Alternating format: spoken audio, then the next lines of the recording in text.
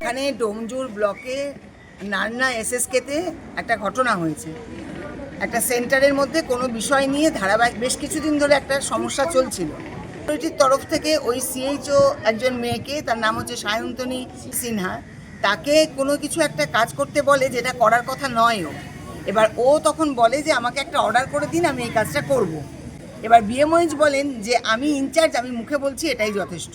মুখের কথা কে কখন পরে অস্বীকার করবে, স্বীকার করবে, অতএব ও নিশ্চয়ই এটাকে খুব একটা নির্ভরযোগ্য মনে করেনি, সেজন্য ও বলেছে আমি করতে পারবো না। তখন সেখানে বিএমওইচ এবং ওই আশাকর্মী বোধহয় দু একজন ছিল, তারা মিলে তাকে থ্রেট করে এবং বলে যে আপনি লিখে দিন যে আপনি করতে পারবেন না। তাকে কিন্তু কেউ লিখে দিচ্ছে না যে আপনি কাজটা করুন, অথচ তাকে বলছে যে আপনি লিখে দিন, আপনি করবেন না।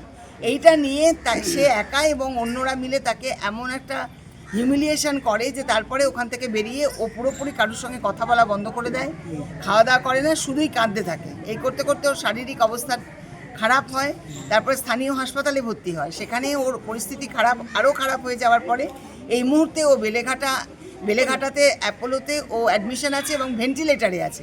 ওর একটি 2.5 বছরের মেয়ে আছে। মেয়েটার উপরে যদি কোনো বিপদ নেমে আসে, মেয়েটার যদি কিছু হয়ে যায়, তার দায়িত্ব কে নেবে? সিএমওইচকে যে জানিয়েছিল লিখিত, সেইটা যদি একসঙ্গে বসে ব্যাপারটা মিটিয়ে নেওয়া যেত, তাহলে আজকে এই দিনটা দেখতে হতো না কাউকে। এখন তো জানা যাচ্ছে না ওর কি হবে, এবং এই যে স্টেটের মধ্যে দিয়েও যাচ্ছে, এটা তো কাজের জায়গা থেকে, সম্পূর্ণভাবে কাজের জায়গা থেকে ওকে এই পর্যায়ে নিয়ে যাওয়া হলো। একটা সুস্থ, শারীরিক এবং মানসিকভাবে যথেষ্ট সুস্থ একটি মেয়ে, ও যে চিঠিটা লিখেছে, সেই চিঠির অক্ষরগুলো দেখলে বোঝা যাবে যে ওর কোনো রকম সমস্যা ছিল না মনের মধ্যে। কথাটা জানিয়েছে, কিন্তু এটাও ও জানিয়েছে তার মধ্যে যে আমি এই কাজটা মনে হয় করতে পারবো না, যদিও আমি আমার যোগ্যতা এই কাজটা পেয়েছিলাম। ফলে আমরা আজকে সিএমওইচের কাছে জানবো যে এই ব্যাপারে উনি কি বলবেন। মানে উনি দেখলেন নাই বা কেন, একটা সুষ্ঠু পরিবেশ নেই বা কেন, কাজ যারা করছে তারাই তো করছে, তাহলে একটা সুষ্ঠু পরিবেশ দেওয়ার কথা তো ওনারই, আধিকারিকেরই। সেইগুলো আমরা আজকে জানতে এসেছি। আমরা নার্সেস ইউনিটির ডেপুটেশন দেবেন? হ্যাঁ, ডেপুটেশন দেবো। নার্সেস ইউনিটির পক্ষ থেকে আমরা ডেপুটেশন দেব, জানতে চাইবো, উনি কি বলেন সেটা শুনবো।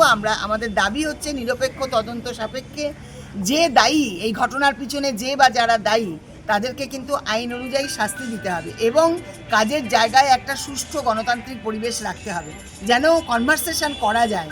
আমি হয়তো কথাটা ভুলই বলছি, স্যার বুঝিয়ে বলবেন যে দেখুন আপনি এটা ঠিক বলছেন না। আমি যদি ধমকাতেই থাকি তাহলে তো জিনিসটা বাড়ছে আরও। এটার জন্যই আসা আমাদের। আপনার নামটা একটু পরিচয়? মুখার্জি, আমি নার্সেস ইউনিটির সেক্রেটারি।